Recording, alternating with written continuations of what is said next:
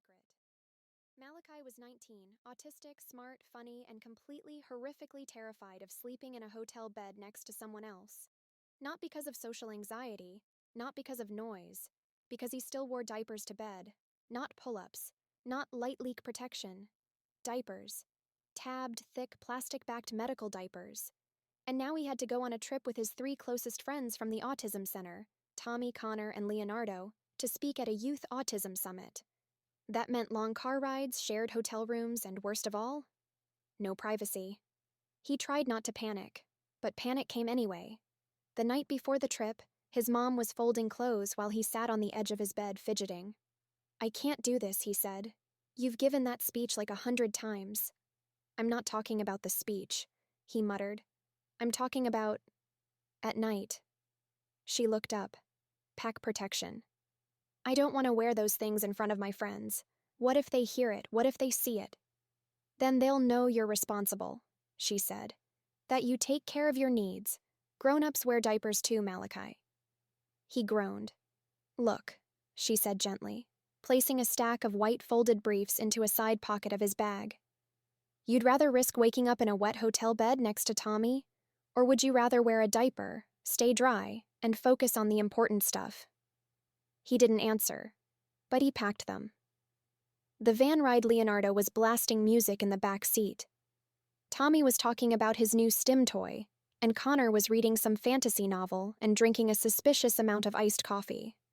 Malachi sat in the front seat, clutching his bag. Inside were 6 diapers, folded flat, wrapped in a hoodie, hidden like treasure. The hotel room. "Bottom bunk or top?" Tommy asked. "Bottom's fine," Malachi said, trying to act normal. Later that night, when Tommy was in the bathroom, Malachi grabbed a diaper, a pack of wipes, and some powder. He slipped into the bathroom and locked the door. Powder, cream, tape, snug fit, pajama pants, done. He looked at himself in the mirror. His face flushed. He hated this. Hated that he still needed this. But he also hated waking up soaked even more. Tommy didn't say anything when Malachi emerged, just nodded and said, "Night, man." The next morning dry. Malachi nearly cried in relief. The night before the speech, he was even more nervous. He knew stress made things worse. He added a booster pad and double-checked the leg cuffs. As he was adjusting the diaper, the bathroom door creaked open. "Tommy." Malachi froze, hands still at his waist. Diaper exposed. Tommy blinked. "Oh, sorry." Malachi panicked. "Please don't say anything. Just, please." Tommy raised a hand. "Dude, chill. I once peed my pants on a roller coaster. We're good." Then he quietly closed the door. The speech Malachi stepped up to the podium the next morning, hands shaking, heart pounding. He looked out at a room of 200 young people, most autistic, all here to advocate, learn, and be seen. He started, "Hi, I'm Malachi. I'm 19. I'm autistic. And I'm here to talk about something we usually don't talk about." He reached into his backpack and pulled out a clean, folded diaper. The crowd went silent. "This," he said, "is something I wear. Not every night, but often enough. When I get anxious, I sometimes wet the bed.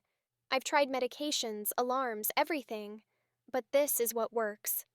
He placed the diaper on the podium. "I'm not a baby, I'm not broken. This helps me sleep. It helps me travel. It helped me be here today. Some people use the toilet at night. I use these and I'm not ashamed anymore." A pause. "I thought this made me less adult. But actually, taking care of my needs makes me more adult. And I know I'm not alone. Lots of people, autistic or not, use diapers. We just don't talk about it." He looked up. "So I am. And if that helps one person here feel less ashamed, then I've done my job." The audience stood, applauded. Some even cried.